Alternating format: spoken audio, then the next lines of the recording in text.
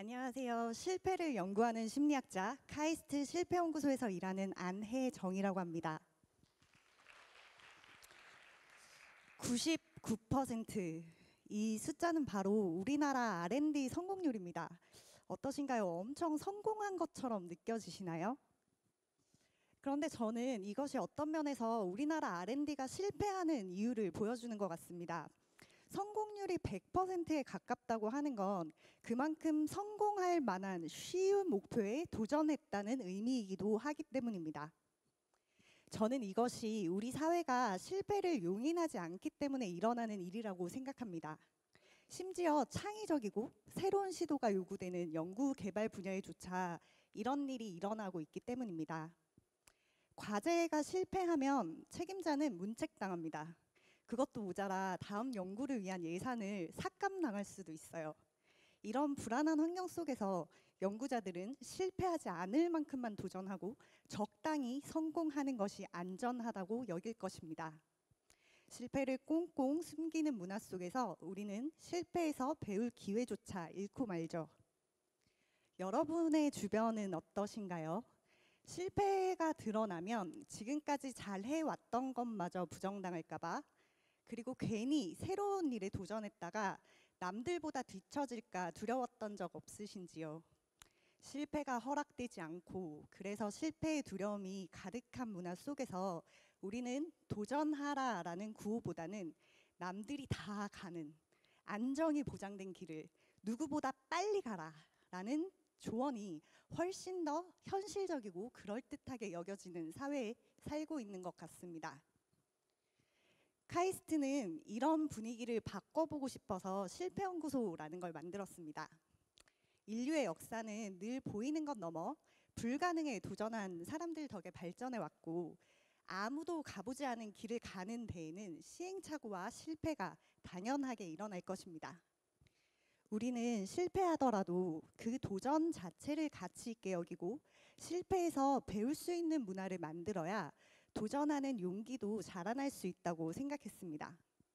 바로 그 변화를 만드는 것이 저의 미션이었습니다. 제가 실패연구소에 가서 처음 한 일은 학생들에게 시도하고 실패하는 것이 얼마나 중요하고 가치 있는 일인지 이야기하는 것이었어요. 실패에 관한 명언부터 성공한 사람들, 그리고 과학적 연구에서 실패의 교훈들을 열심히 찾았습니다. 실패는 성공의 어머니입니다. 실패는 성공을 위한 스태핑 스톤입니다. 그러니까 여러분, 우리는 더 빠르게 실패해서 더 많이 배워야 합니다. 이런 말들을 정말 열심히 찾아내서 정말 열심히 전달했습니다. 그런데 어느 날 문득 제가 제 미션에서 성공하지 않고 있다는 생각이 들었어요. 제가 하고 있는 이야기들이 학생들의 마음에는 별로 안 와닿는 것처럼 느껴졌거든요.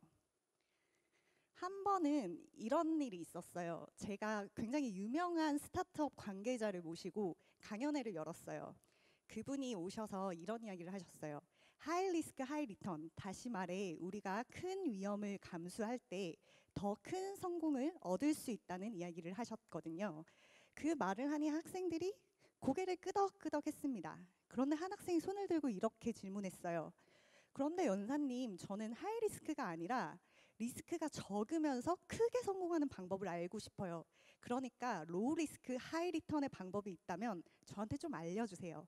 여러분도 이게 더 궁금하시지 않으신가요?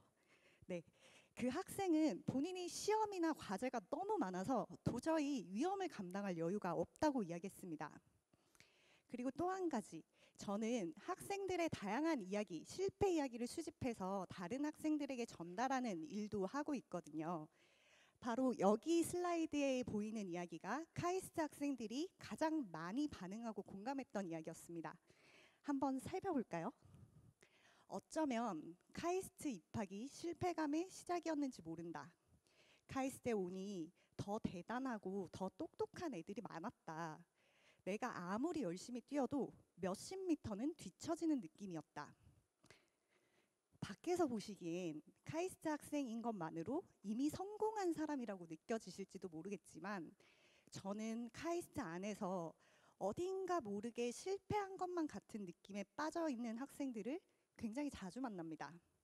잘 믿기지 않으시겠지만 정말 그렇습니다.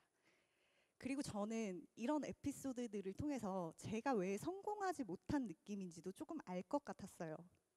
이렇게 아무런 여유도 없고 막연한 실패감에 빠져 있는 사람들에게 여러분, 우리는 더 많이, 더 빨리 실패하셔야 합니다. 라고 외치기만 한다면 제 프로젝트는 실패할 것이 뻔하다는 생각이 스물스물 들기 시작했습니다. 저는 조금 다른 방법이 필요하다고 느꼈어요. 무엇보다 저는 학생들이 구체적으로 학교에서 어떤 실패를 경험하고 실패에 대해 어떤 생각을 가지고 있는지 좀 더 제대로 알 필요가 있다고 생각했습니다. 그래서 제가 찾은 방법은 포토보이스라는 방법이었어요.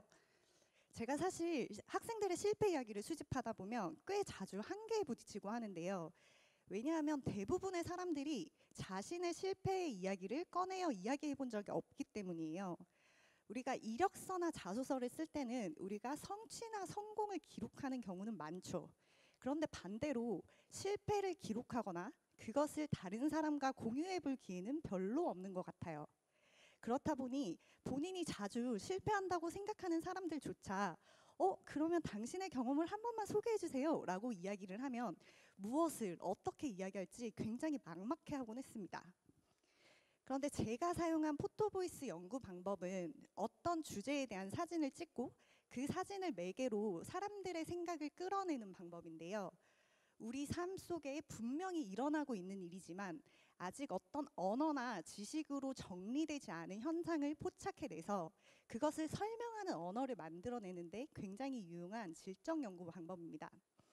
저는 이 포토보이스 방법을 이용하면 카이스트 학생들의 일상적인 실패의 경험을 수집하는 것도 그리고 실패를 이야기하는 언어를 발굴하는 데에도 꽤 매력적인 대안이 될 것이라고 생각했습니다. 실패의 순간을 포착해 주세요 라는 제목을 붙인 이 프로그램의 규칙은 매우 간단했습니다. 저는 먼저 학생들한테 3주 정도 본인의 일상을 관찰하면서 실패나 실패감을 떠올리게 하는 장면을 사진으로 찍어달라고 했어요. 그리고 학생들은 그 사진과 함께 사진에 대한 설명을 메모로 작성해서 저한테 과제로 제출했어요.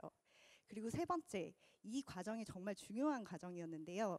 우리는 여러 명이 함께 모여서 각자가 찍은 사진에 대해서 공유하고 의견을 나누는 시간을 가졌습니다. 제가 이 과정을 통해서 여기에는 이 실패에 대한 어떤 정의도 정답도 없었습니다. 실패에 관해 떠올린 것이 무엇이든 자신의 생각을 자유롭게 기록하고 공유하는 것이 이 프로그램의 원칙이었습니다. 제가 이 과정을 통해서 카이스트 학생들의 실패 사진을 400개 정도 모았어요. 어떤 사진이 모였는지 궁금하실 것 같은데요. 여기 뒤에 보이는 이 사진들은 카이스트 학생들이 공부를 하거나 연구를 하는 과정에서 실패의 장면을 찍은 사진들이에요. 카이스트 학생들은 정말 다양한 장면에서 다양한 종류의 실패를 경험하는 것 같았습니다. 주요 키워드들을 한번 살펴보면 시험, 과제, 프로젝트, 실험, 마감과 같은 상황을 나타내는 단어가 눈에 띄기도 하고요. 한편으로 두렵다, 무섭다 이런 감정을 나타내는 단어가 눈에 띄기도 합니다. 그러나 한편으로는 배우다, 노력과 같은 상대적으로 긍정적인 단어가 보이기도 하죠. 한 가지 중요한 사실은 카이스트 학생들에게는 실패가 그냥 일상적으로 일어나는 이벤트였지만 우리는 그 모든 실패들을 부정적으로 여기지는 않았다는 거였어요. 코딩 과제를 하던 한 학생은 이 사진을 제출하면서 이런 코멘트를 남겼어요. 이 과제에서 무수한 실패를 겪었다. 연결해서 실패하였습니다 등 단순한 에러 문구에서조차 실패라는 말이 뜬다. 그런데 혹은 그렇기 때문에 어떤 면에서는 이 코딩 실패는 가장 이겨내기 쉬운 실패이기도 하다라는 메모를 남겼습니다. 저는 학생들과 실패 사진에 대해서 이야기하면서 몇 가지 실패에 관한 흥미로운 점을 발견했는데요. 그중 하나는 우리가 실패라고 여기는 순간의 상당수가 시간, 구체적으로는 시간의 압박과 관련이 있다는 거였어요. 매일 해야 하는 일이 많은 우리는 시간 관리를 매우 중요하게 생각합니다.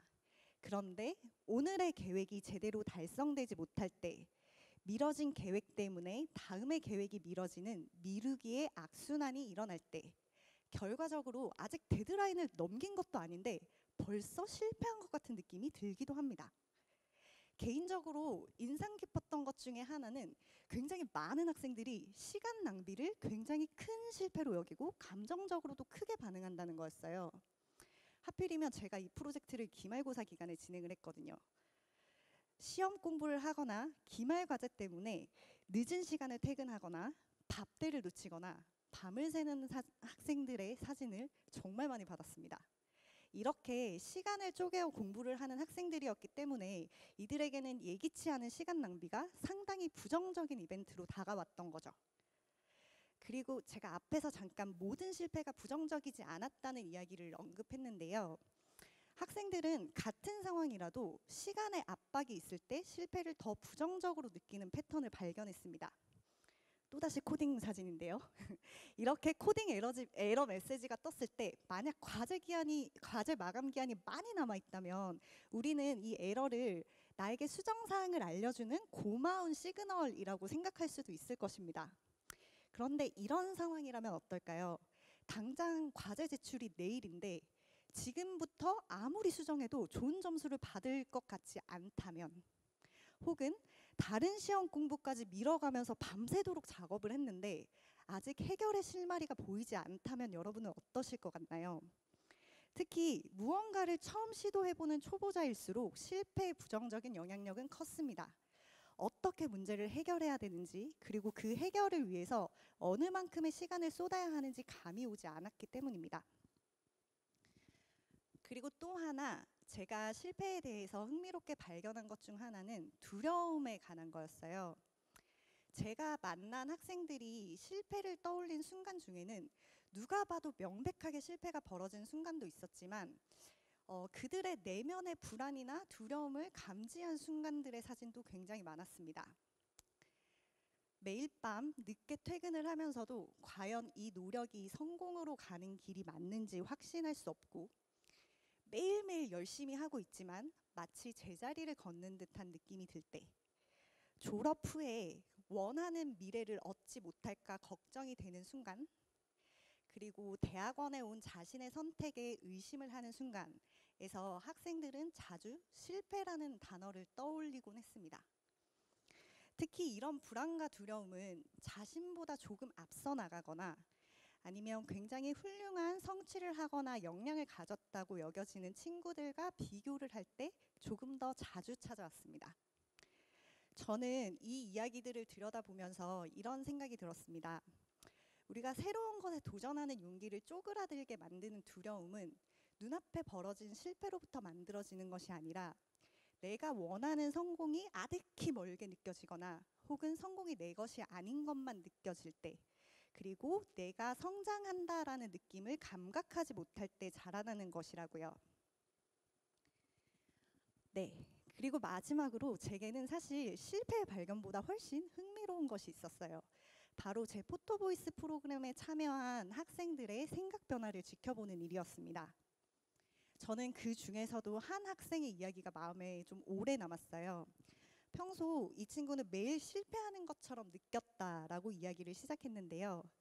포토보이스에 참여하면서 내 일상을 관찰하다 보니 생각보다 실패가 찾기 어려웠다. 그런데 왜 나는 그토록 실패하고 있다고 느꼈던 걸까? 라고 이야기합니다. 다시 말해 본인이 평소 막연한 실패감에 사로잡혀 있었다는 것을 본인의 일상을 관찰하다가 스스로 깨닫게 된 거죠. 이 학생은 이 발견이 이 포토보이스 과제를 하는 데는 실패였을지 모르겠지만 본인의 삶에서는 정말 성공적인 발견이었다라고 이야기합니다.